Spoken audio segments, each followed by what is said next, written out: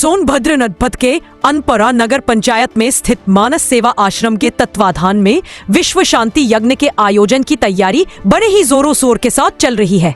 जब इस बात की जानकारी निष्पक्ष धारा की टीम को लगी तो मौके पर पत्रकारों की टीम पहुंची और यह जानने का प्रयास किया कि तैयारी किस प्रकार की चल रही है। मौके पर उपस्थित संस्थापक डॉक्टर DN शर्मा, मंत्री प्रभात त्रिपाठी, यजमान सुरेंद्र नाथ शर्मा व मानस सेवा आश्रम के धार्मिक एवं सामाजिक अध्यक्ष राजेश राय ने बताया कि राम एवं संतों का समागम इस बार देखने को मिलेगा। नमस्कार, मेरा नाम विवेक है और आप देख रहे हैं निष्पक्ष धारा। और इस वक्त मैं पहुंच चुका हूं उत्तर प्रदेश के जनपद सोनभद्र अनपरा नगर पंचायत में, और यहां पर एक मानस सेवा आश्रम है और वहां पे एक भव्य आयोजन होने को है, और उसके बारे में जानने के लिए हम यहाँ पर आए हैं। और संयोजक यहाँ पर हमारे ठीक साथ मौजूद हैं। हम जानने का प्रयास करेंगे कि ये कार्यक्रम क्या है और ये जो विश्व शांति यज्ञ है, इसको पीछे क्या उद्देश्य है और इसकी क्या मंशा है और लोगों तक ये क्या संदेश पहुँचाएगा, इसके बारे में जानने के लिए हम बात करें। क्या नाम है आपका? देवेंद्र नाथ शर्मा। विश्व शांति यज्ञ होने को है, इसके बारे में आप क्या बता सकते हैं? कुछ महात्माओं का जी पहले से एक आकलन था जी कि जब विश्व में अशांति चरम सीमा पर हो जाए जी तो शांति की व्यवस्था कहीं न कहीं से तो होगी। जी तो ये पूर्व जन्म के कुछ साधुओं का तपस्थली है और वो ये चाहते हैं कि यहाँ से विश्व शांति और कल्याण के लिए कुछ व्यवस्था दी जाए जिससे अशांति रुके, जन कल्याण हो, मानव कल्याण हो। यही उद्देश्य है। विश्व शांति यज्ञ जो होने को है, क्या वो पहले अंतरा में होता था?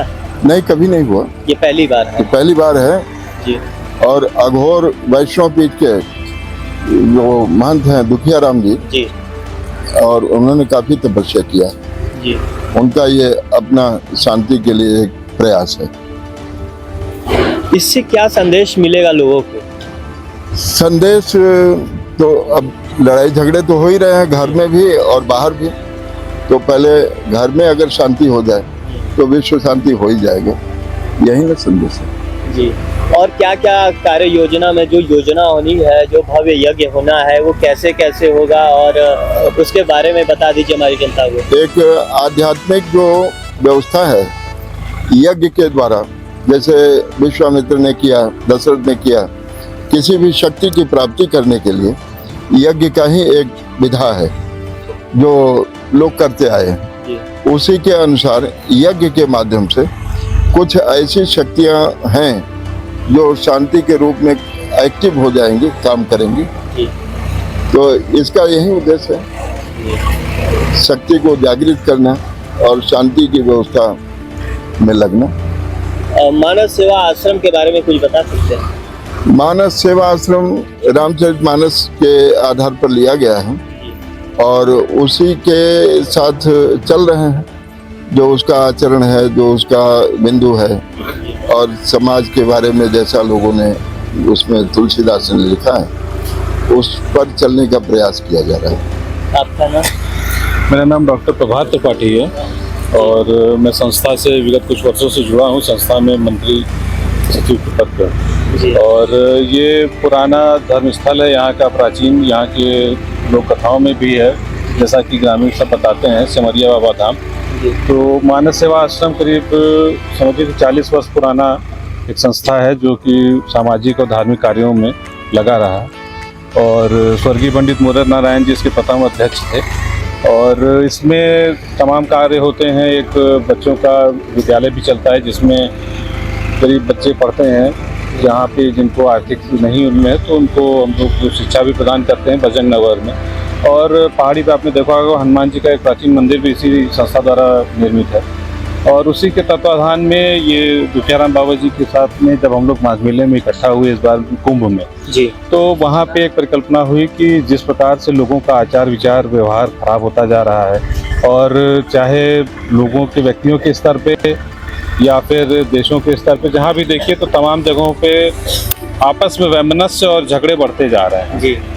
तो पूरी तरह से अशांति का वातावरण व्याप्त है, चाहे किसी का घर समाज हो, गली मोहल्ला हो, या आप प्रदेश स्तर पे देख लें या राज्य स्तर पे या देश के स्तर पे। तो अंतर्राष्ट्रीय स्तर पे भी तमाम बड़े बड़े युद्ध इस समय चल रहे हैं, जिनकी परिकल्पना आज से 5-6 वर्ष पूर्व भी कोई नहीं कर सकता था।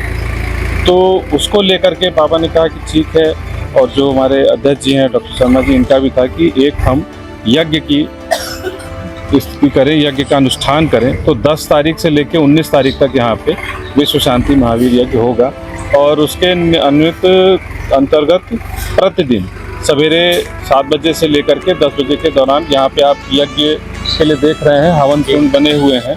काफ़ी विशाल परिसर है इसका, करीब 9 इसमें हवन कुंड, एक मुख्य है, बाकी 8 छोटे। तो इसमें सारे लोग बैठेंगे। प्रतिदिन 3 घंटे यहाँ पे हवन पूजन आरती होगी, फिर प्रसाद वितरण होगा। उसके बाद फिर 2-3 घंटों का एक अंतराल रहेगा जिसमें लोग बाबा जी से मिलना चाहेंगे, मिलेंगे, थोड़ा अल्प विराम करेंगे, और फिर उसके बाद 2 बजे से लेकर के और फिर भागवत कथा नियमित होगी। उसमें मथुरा से आ रहे हैं राम रसीदास जी महाराज, तो वो भागवत कथा करेंगे और वो 19 तक चलेगी। और फिर शाम को कथा के उपरांत प्रसाद वितरण होगा। इसी दौरान औषधालय एक निर्मित है, तो उसमें जो भी मरीज चाहेंगे उनको निःशुल्क दवाओं का वितरण भी होगा। ये दवा कैसा रहेगा? आयुर्वेदिक रहेगा कि क्या रहेगा? दोनों रहेगा, आयुर्वेदिक भी है, एलोपैथिक भी है। तो इसके लिए विशेष डॉक्टर आएंगे कि कोई और? है संस्था में मैं खुद डॉक्टर हूँ जी, अध्यक्ष जी भी डॉक्टर हैं जी, अध्यक्ष जी के लड़के भी डॉक्टर हैं, बहू भी डॉक्टर हैं जी। तो हम लोग वितरण करेंगे जी, आप ही लोग सेवा देंगे? जी करेंगे। और अगर कोई अपनी सेवा देना चाहता है तो जुड़ सकता है, समाज का कार्य है और सभी को खुला निमंत्रण है कि लोग आए इसमें और भगवान का भजन करें, श्रमदान करें, जो भी जिस तरीके से सेवा देना चाहे पुण्य लाभ ग्रहण करें। कलश यात्रा निकलने का प्रथम दिवस 10 तारीख से शुरू होगा, तो उसके पहले 9 तारीख को कलश यात्रा होगी। 108 कलश की, जैसे कि एक विधि होती है कहीं भी किसी मंदिर में कहीं प्राण प्रतिष्ठा होती है या कोई यज्ञ का अनुष्ठान होता है, तो जल भर करके जलहरी 108 में, और वो कन्याएं या स्त्रियाँ महिलाएं रहेंगी इसमें, नारी शक्ति हमारी 108, तो कलश का यात्रा होगा और फिर उसके बाद यहाँ पे वो 108 कलश का पूजन और स्थापना होगा। क्या ये ऐसा पहली बार ये कार्यक्रम हो रहा है? विश्व शांति यज्ञ हेतु जो ये अनुष्ठान हो रहा है ये पहली बार हो रहा है। विगत वर्षों में करीब 18-20 वर्ष पहले यहाँ पे इसी तरह का एक बड़ा अनुष्ठान हो चुका है, उसमें भी 108 कन्याएं थी और 108 का कलश यात्रा निकला था जलहरी, और यहीं सिमरिया बाबा धाम पे ही यहीं पे हुआ था वो। तो ये हुआ 20 वर्षों के अंतराल पे हो रहा है, ये हो चुका है पहले काफी बड़ा। और कुछ कहना चाहते हैं इसके बारे में, बताना चाहते हैं हमारे? नहीं, जिस तरह से धर्म का लोप होता जा रहा है, लोगों का आचार विचार और अपसंस्कृति एक फैलती जा रही है, तो हम चाहेंगे कि उसमें लोग सुधार करें और संयमित मर्यादित जीवन बिताएं।